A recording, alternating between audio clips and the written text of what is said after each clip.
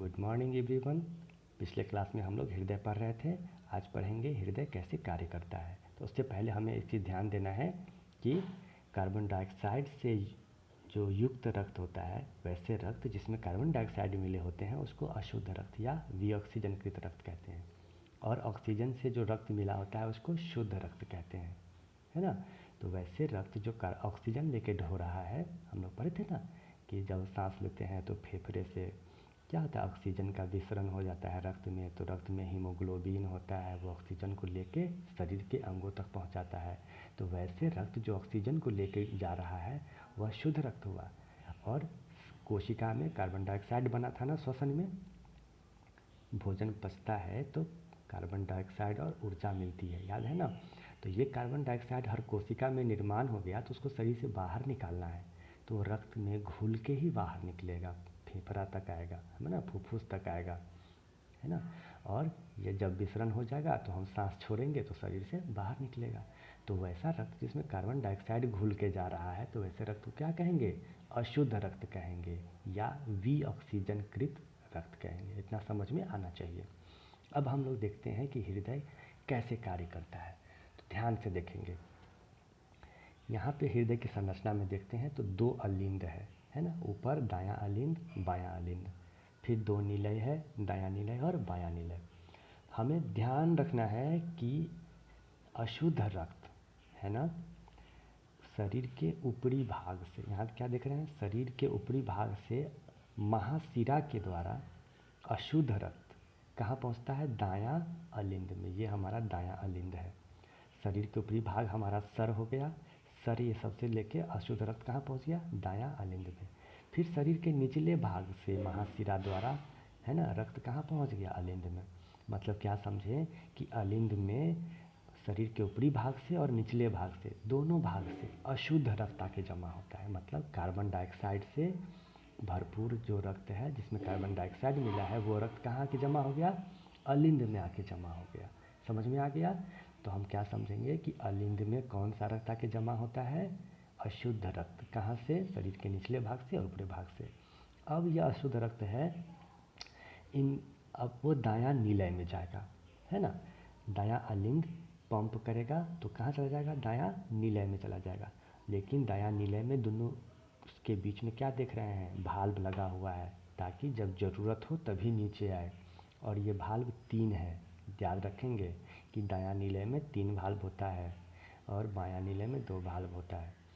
तो हम क्या देख रहे हैं कि अशुद्ध रक्त दायां निलय में आ गया, है ना। तो हम लोग क्या पढ़ा था कि दायां निलय जो है, दायां निलय की मांसपेशियां मोटी होती है, मजबूत दीवार होता है इसका, क्योंकि इसको पूरे शरीर में रक्त भेजना है। जैसे ही दायां निलय में अशुद्ध रक्त आया तो इसको अशुद्ध रक्त को पंप कर दिया, है ना। यहाँ पे रक्त जैसे ही पहुँचा तो इसको पंप किया, तो पंप करेगा तो ये तीर का निशान देख रहे हैं ना, फुफ्फुस धमनी में चला जाएगा।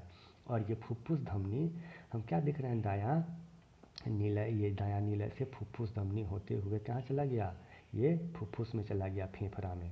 तो कार्बन डाइऑक्साइड को कहाँ जाना था, फेफड़ा में जाना था, तभी तो वहाँ विसरण हो जाएगा और हम लोग सांस छोड़ेंगे तो कार्बन डाइऑक्साइड बाहर निकल जाएगा, है ना।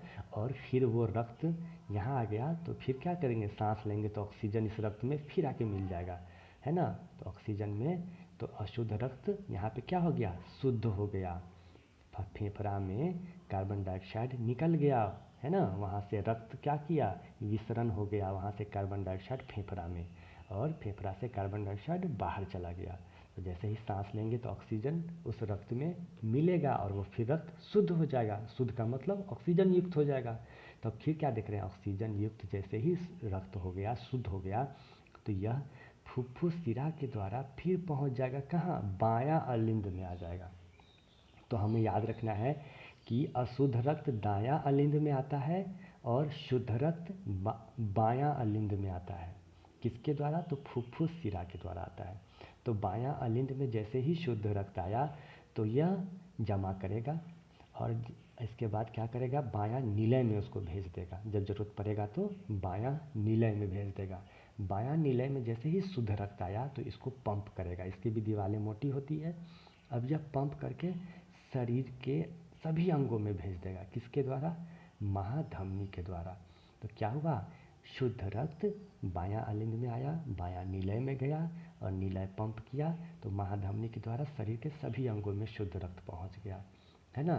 तो क्या देखें कि बॉडी में पूरे अंगों में शुद्ध रक्त गया, तो शुद्ध रक्त आया, फिर वहाँ पे कार्बन डाइऑक्साइड बनेगा, भोजन पचेगा तो, है ना, बनेगा कार्बन डाइऑक्साइड, तो फिर वह अशुद्ध हो गया।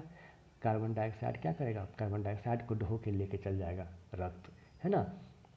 तो कार्बन डाइऑक्साइड वाला रक्त कहाँ आ गया, दायां अलिंद में, दायां अलिंद से दायां नीलय में, और फिर वो फेफड़ा में चला गया, कार्बन डाइऑक्साइड बाहर निकल गया, फिर वहाँ से ऑक्सीजन मिल गया उसको, सांस लिए तो ऑक्सीजन मिला, फिर वो ऑक्सीजन कृत रक्त है मतलब शुद्ध रक्त, फिर वो बायां अलिंद पे आया, फिर बायां नीलय में गया और ये पूरे शरीर में भेज दिया। तो ये 2 बार जो देख रहे हैं आ रहा है, जिसको दोहरा परिसंचरण कहा जाता है ना।